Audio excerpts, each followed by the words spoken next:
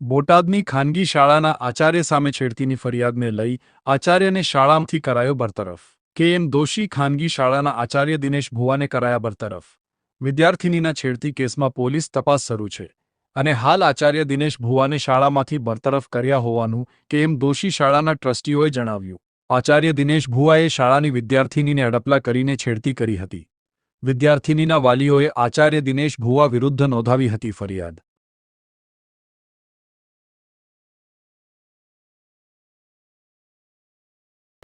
મારું નામ શામજીભાઈ કે ધનાણી. હું આ ટ્રસ્ટ સાથે 1975થી જોડાયેલ છું. સર, આપની સ્કૂલના એક શિક્ષક વિરુદ્ધ ફરિયાદ દાખલ થઈ છે, શું કહેશો? આ બાબતમાં પોલીસ તપાસ ચાલુ છે અને જે આચાર્ય તરીકે કામ કરે છે એને અમને બરતરફ કર્યા છે. વાલીઓની એવી પણ ફરિયાદ છે સર કે અવારનવાર વિદ્યાર્થીઓને આ શિક્ષક દ્વારા હેરાનગતિ કરવામાં આવતી હતી, શું કહેશો? આવી માહિતી ગઈકાલે 11 કે 11:30 થયા હશે ત્યારે મને મળી છે. એ પહેલાં કોઈ વાલી મારી પાસે આવ્યા નથી. શિક્ષક કેટલા સમયથી આ સ્કૂલમાં છે? 7 થી 8 વર્ષથી.